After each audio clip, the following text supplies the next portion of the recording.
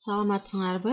Бүгүнкү сабагыбызда сүйлөмдөрдү которобуз жана суроо коебуз жана таңгыч сүйлөмдөргө айландырабыз. Бул сүйлөмүбүз бул жерде I do my homework every day. Кандай которулат? Мен менин тапшырмамды ар күнү эмне кылам? Аткарам. Ушул сүйлөмдү кантип суроолуу сүйлөмгө айландырабыз эми? Бул жерде I тургандыгы үчүн do'ну колдонобуз, Бул do жардамчы этиши кыймыл аракеттеги сүйлөмдү суроого айландырат. Мен тапшырмамды аткарамбы? Мен тапшырмамды ар күнү аткарамбы деген сүйлөмдү кандай кылабыз эми? Do менен, Do'ну биринчи коебуз, жардамчы этиш. Бул суроолуу сүйлөм экендигин билдирип жатат, Андан кийин калган жогоркудагы сүйлөмдүн баардыгын ошондой эле кылып жазабыз, Do I do my homework every day? Суроо болуп калды, Мен тапшырмамды ар күнү аткарамбы? Демек, суроого айландырганда do'ну кошот экенбиз, учурчакта. Ал эми таңгыч сүйлөмдү кантип жазабыз? Мен тапшырмамды ар күнү аткарбаймын дегенде. I do not'тын жардамы менен, do not деген кыймыл аракетти тескериге айландырат. I do not do десе эмне болуп калат?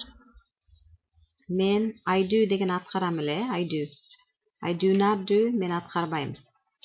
I do not do my homework every day. Кандай болуп калды? Менин тапшырмамды ар күнү аткарбайм болуп калды.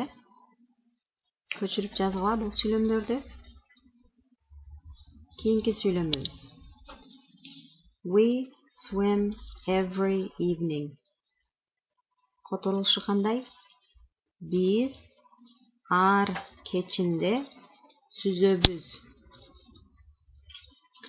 Биз ар кечинде сүзөбүзбү деп сүйлөм түзөбүз, мындан кийин. Биринчи эмне кылабыз? Суроо коебуз, Do we swim every evening? Бул жерде кыймыл аракет swim сүзүү тургандыгы үчүн учурчакта суроого айландырыш үчүн дагы do'нун жардамы менен, Do we swim every evening? Биз ар кечинде сүзөбүзбү болуп калды, Do we swim every evening? Демек, бул сүйлөмдү суроого айландырыш үчүн do жардамчы этишин биринчиге койсок, бул do өзү которулбайт, Бул суроолуу сүйлөм экендигин көрсөтүп жатат. Эми биз ар кечинде сүзбөйбүз дегенди кандай кылабыз? Do not'тын жардамы менен, We do not swim every evening. Биз ар кечинде сүзбөйбүз болуп калды. Биз ар кечинде сүзбөйбүз. Do not. Тескери сүйлөм болуп калды. They go home every week. Алар ар жумада үйгө барышат. Суроону кантип коебуз? Do'нун жардамы менен, Do they go home every week? Буну шрифтин чоңойтойлу, кичинирээк экен.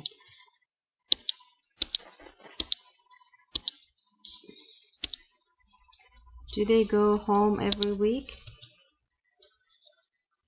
Алар ар жумада үйгө барышпайт. Кандай болот? They'ди биринчи жазабыз. Андан кийин do not'тын жардамы менен, They do not go home every week. Бул кандай болуп калды? Алар үйгө ар жумада барышпайт. Do not.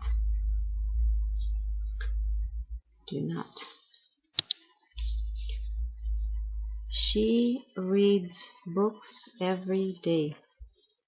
Ал, аял же кыз, ал ар күнү китептерди окуйт. Reads. Окуу деген сөзгө кайсы учурда эс кошулат? He, she, it'те гана эс кошулат, Бул учурчакты көрсөтүп жатат, кыймыл аракет учурчакта болуп жатат. Ал ар күнү китептерди окуйт. Суроону кантип түзөбүз? He, she, it'те кайсы жардам четишти колдонобуз? Does'ды, Does биринчи келет. Does she read? Эс түшүп калат, бул этиштеги. Does she read books every day? Ал ар күнү китептерди окуйбу? Суроо болуп калды, Демек, she'де does'ды колдонот экенбиз, do эмес. Анан бул жердеги суроодо, бул жердеги s этиште түшүп калды, Таңгыч сүйлөмдү does not'тын жардамы менен коебуз, Кандай болот? Ал окубайт. Китептерди ар күнү ал окубайт. Кандай болот? She does not read books every day. Ал китептерди ар күнү окубайт болуп калды. Кандай болду? Ал китептерди ар күнү окубайт. Does not. Акыркы мисалыбыз, жок, дагы экөө бар экен. You come to school every day. Силер мектепке ар күнү келесиңер. Come, ар күнү келесиңер. Суроону кантип коебуз? Суроону do'нун жардамы менен коебуз, Do you come to school every day? Do you come to school every day? Кандай суроо болуп калды? Силер мектепке ар күнү келесиңерби? Болуп калды. Силер мектепке ар күнү келбейсиңер болсо, do not'ты жардам менен, Кандай кылабыз? You do not come to school every day. Эмне болуп калды? Силер мектепке ар күнү келбейсиңер. Do not come. Come деген келүү болсо, do not come келбөө экен, Ар күнү келбейсиңер болуп калды. Кийинки сүйлөмүбүз. You come to school every day. Бул окшош экен, экөө. Бул сүйлөм окшош болуп калды. Буну алып коебуз. Кийинкиси. He runs every afternoon. Кантип которобуз? He runs every afternoon. Кандай которулат? Ал ар түштөн кийин, afternoon деген түштөн кийин, эмне кылат? Чуркайт. Кантип которобуз? Ал ар түштөн кийин чуркайт болуп калды. Эми суроого кантип өткөрөбүз? He'де do кандай формада болуп калат? Does, учурчакта. Does менен сурайбыз.